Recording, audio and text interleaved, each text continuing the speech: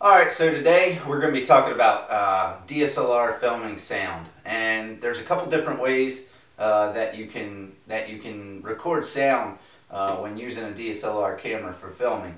As you probably know, the preamps in the onboard audio recording for most DSLRs are subpar. Right now I'm using the onboard camera on my Canon T3i. It's a fairly popular entry-level DSLR for filmmakers. Right now it's okay, but if I stop talking, you can probably hear a little bit of noise start to creep up there. It's for the average user, I mean, it's going to be alright, but if you want to do more serious stuff with your camera, you're going to need a different solution. Most filmmakers are using external recorders. I have a fairly inexpensive one. It's like $90 to $100. It's the Zoom H1, really popular for people on a budget. And it has a couple nice features. It has a built-in microphone right here, as you can see. They're pretty good microphones, but you can also input a shotgun mic, which we'll talk about later, or a lav mic, which I have sitting here. But another nice thing about it is has removable storage. It records to a micro SD card, has regular batteries, so you don't have to have rechargeable batteries. You can just have a pack of, I think they're AA's. They might be AAA's, but I think they're AA's. You could just have a pack of them. It gets low on battery, you replace it. That's nice. Not having to buy, rechargeable batteries, which are fairly expensive. You can adjust your input levels. It records a couple different settings. Really nice. Ideally for something like this, you would want to have a lav mic. And here I have an Technica lav mic, fairly inexpensive but decent lav mic. Now, granted, if you were putting it on your talent, you'd wire them up better and hide your mic. But you turn the mic on, you plug it in to your Zoom or whatever external recorder you're using, press record, and we have pretty good audio now.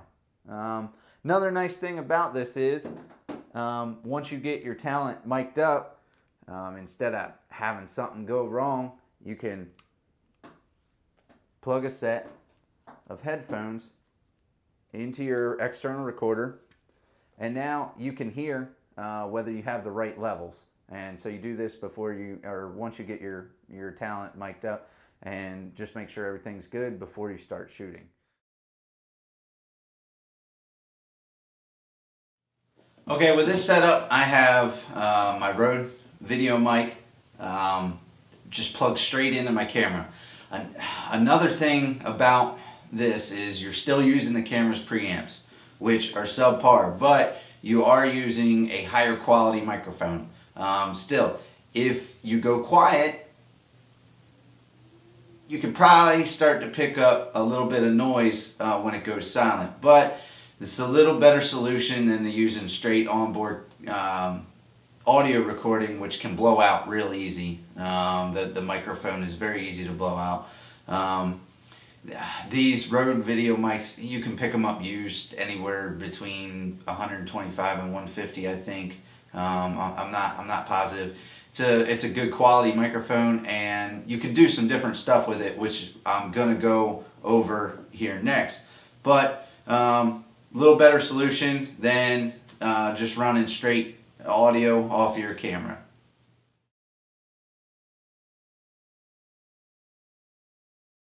Alright, this is the next setup that I do. As you can see, I got my headphones back on because if I was the cameraman, this is what I would be using to monitor my audio with the way that I'm doing it. Basically, what I have is I have my video mic plugged into my H1, and then using these once again through the headphone port of the H1. This is pretty good. It gives you a shotgun mic, directional shotgun mic on your camera set up. You still have to sync in post. but it's really not hard. All it does is take one little snap, and you match those spikes in your wavelength in post, and you have clean audio. What I'll show you is the preamps on this H1 are a lot better if you use them, and I'm in a very echoey room right now, but if you use this H1 with the VideoMic, it's a lot nicer because the preamps are better, and when I go quiet, you don't pick up as much noise. You still have a little bit, granted it's only a $90 to $100 recorder.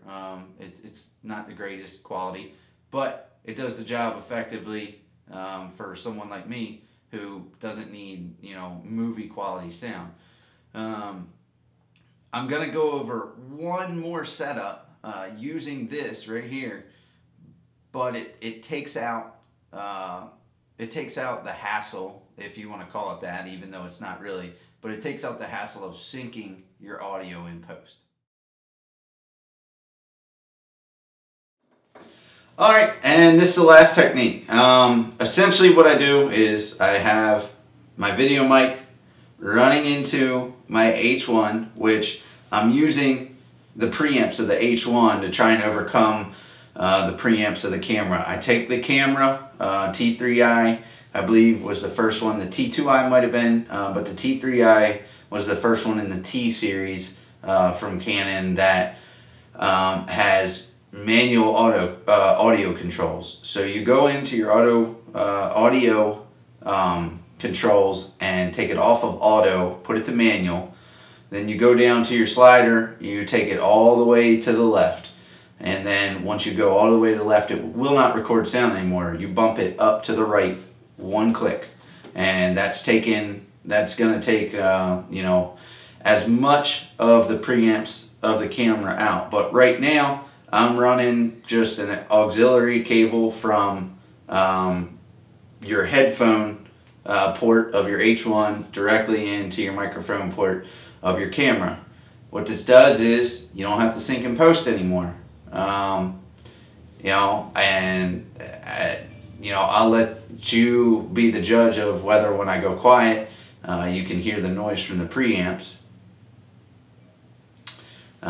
It's just it adds a little more speed to your post processing. You know, a little less time having to sync it. Like I said, syncing's, you know, not a big deal, but if you have to do it to a lot of clips, you know, it might take longer. Generally, I only have a couple takes in the stuff that I do, but this is a nice onboard option where that doesn't require syncing, and it's fairly inexpensive. If you have all the stuff, you can run right into the camera for $5 for an auxiliary cable. Basically the same thing you use to plug your iPod into your car.